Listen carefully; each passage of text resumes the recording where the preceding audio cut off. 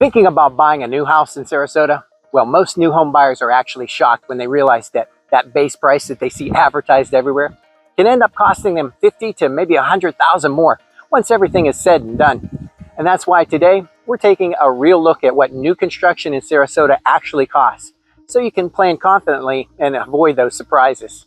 We'll go over what's included versus what's not, how builder pricing really works, and some of those hidden fees that can sneak up right around closing. So stick around to the end and I'll share with you one insider strategy that could save you thousands before you ever sign a contract. Now, if this is your first time here and you want to learn everything there is about Sarasota and the surrounding areas, make sure you subscribe and hit that notification bell. Hi, I'm Rob Rovneck and I've lived in the area for over 30 years, sharing real estate tips and insight. So if you're thinking of moving in 1 week or maybe in 1 year, reach out to me today so I can help you make a smooth move to Sarasota. Let's start with the biggest misconception, and that's usually the base price. Maybe you saw it online or maybe you saw it on the builder's sign, but the base price probably only includes the most standard version of the home. No premium lot, no structural upgrades, no fancy finishes. It's kind of like looking at a car ad that says starting at $29,990 and then realizes it hardly has anything in it, not even AC. Well, here's a real world example.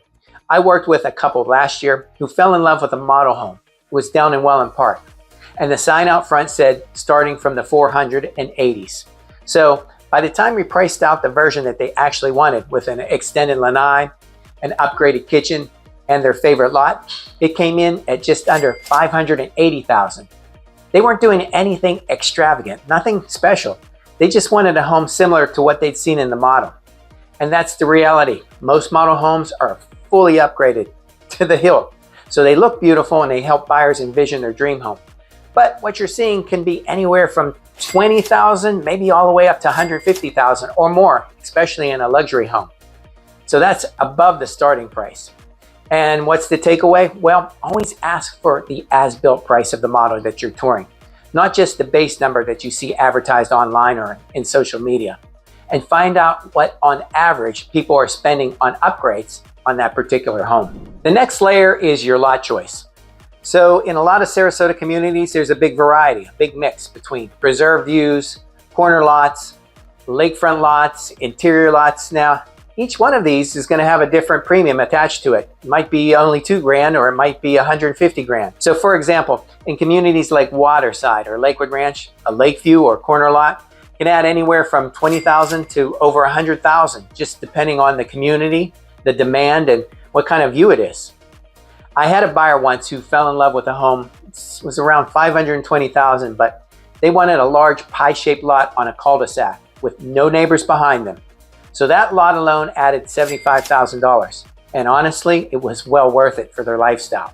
They had more privacy, more outdoor space, and a sunset view every night.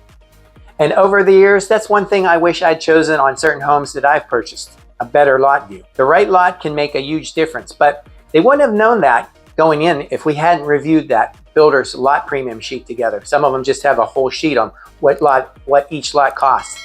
Now the key here is to factor in that cost early, because the perfect lot can transform your total price just as much as design upgrades, and the right lot can really make a home. Now this next part is where people get emotionally attached, and that's in the design studio. Now it's a fun part. You get to choose cabinets, flooring, lighting, countertops, but it's also where budgets can kind of get bloated. Think of it like shopping for a wedding. You walk in with one number in mind and then you walk out wondering how it nearly doubled. So I worked with a first-time buyer in Parrish recently who thought they'd spend maybe $15,000, $20,000 on upgrades. But once they added quartz countertops, wood-like tile throughout the whole home, they upgraded cabinets and they wanted to add pendant lighting, that number climbed to around $38,000, I believe. Now, none of it was outrageous, but it's easy to underestimate how quickly costs can stack up, especially when you're choosing finishes one by one. So my advice would be focus on upgrades that add long-term value, or would be more expensive if you changed it at a later date, like kitchen layouts or flooring or plumbing locations.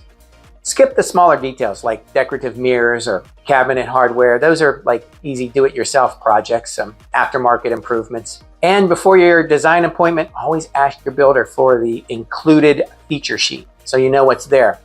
It'll tell you exactly what comes standard, so you know where you might want to make upgrades and where it makes sense for you to actually save money. Now let's talk about the costs that happen at the point of sale, or closing costs, because that's where monthly reality really sets in. So builders sometimes offer incentives towards closing costs, but they're usually going to require you to either use their preferred lender or their title company, or even both. Now that's not necessarily a bad thing, but it's important to compare totals, the total numbers. So closing costs are almost always probably going to be a little higher with new construction than they are in, say, the general resale market. And that's often, lenders kind of use this adage to figure in 3% of the purchase price towards closing costs. So you figure 3%, but in new construction, that can be maybe even 4%, depending on that specific community or that builder. So think about things like one-time contribution fees, irrigation hookup fees, administration fees, estoppel fees, one-time startup fees, maintenance funds, all kinds of different fees, depending on the builder. Now, these don't always exist in every community, but you better believe that they're more prevalent than you think. So that is why the builders always try to cover as much of the closing costs as they can. On top of that, in Sarasota and Manatee communities, they often include HOAs, especially brand new construction, and something called a CDD fee, a community development district. That's basically a way for builders to finance roads, sidewalks, clubhouses, and a bunch of amenities. Instead of paying for it upfront in one big lump sum, homeowners pay for it over the course of time. It's part of their property tax bill. Usually it's a 30-year bond. So let's say your property taxes are around $4,000 a year. A CDD could add another $1,000 to $2,000 on top of that, depending on which community you're in. Now here's a quick example. In Wellen Park, most neighborhoods have a CDD between $1,200 to $2,000 annually. While in Lakewood Ranch, some higher-end communities can reach $3,000 or more. These are the details that affect your monthly affordability, not just your purchase price. So that's why I always help my clients evaluate the total monthly cost of ownership.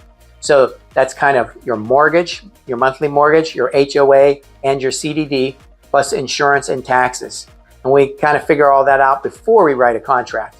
Now, I must admit, I used to think that these CDDs or stewardship fees, that's what they call them in some places, they were just an added expense. But I've learned over the years that communities with them really do look great 30 years later compared to some other worn out and unkept neighborhoods that often don't have these CDDs.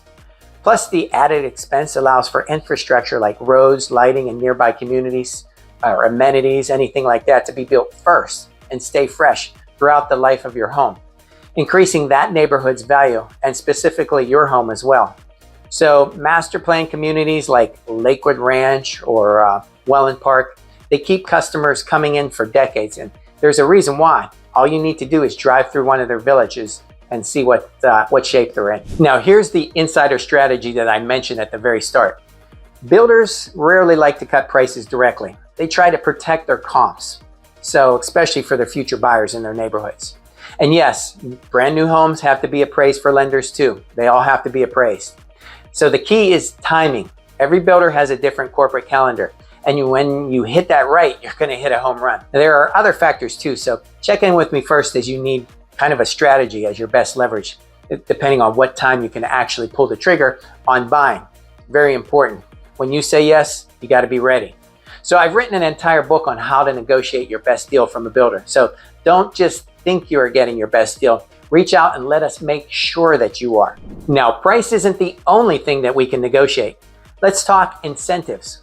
Think of things like design center credits, rate buydowns, or closing cost contribution. The trick is knowing when to ask. So builders have sales goals each quarter, each month. So they're often most flexible near the end of a month or a fiscal quarter.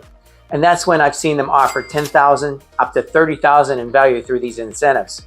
Sometimes quietly changing the home sticker price, especially with $30,000. Or they may have a nationwide sale coming out the first of the month. And that's why it's important to stay tuned with what season it is and down to the week. I look at dozens of builder updates each week, and we have our own dedicated new home website strictly for only new construction. It's a website designed only for new construction. And then we let our customers use that. If you're a customer of mine, I let you use that to keep up with inventory. So think of it as our own multiple listing service for builders only. I once had a buyer looking at a quick moving home that had been sitting for about 60 days. We timed it, and we timed the offer near the quarter at the end of that, and the builder threw in an extra $15,000 towards closing costs and a rate buy down, all without touching the listing price. So that's the power of understanding builder motivation. And it's why having an agent who knows what's happening across multiple builders and throughout the whole region can make a huge difference. You'll know who's dealing and who's not. So when you see that model home price online, just remember there's a lot more behind it, probably a lot more than meets the eye. You know, new construction can be an incredible investment if you go in with your eyes open. Remember, we are your new home experts. So if you want help comparing builders or finding out which ones are offering the best incentives right now or just the best pricing, we literally are your one-stop new home shop. From finding to negotiation, we guarantee in writing your best deal. So schedule a free Zoom call to find out how we do it. You can do so from the info box or in the comment section below. Or give us a call to get a free copy of my new home buying book, New Home Negotiation Secrets. Now check out my video on new home buying myths. For living and buying in Sarasota, I'm Rob Rovnak. I'll see you on the next one. Bye for now.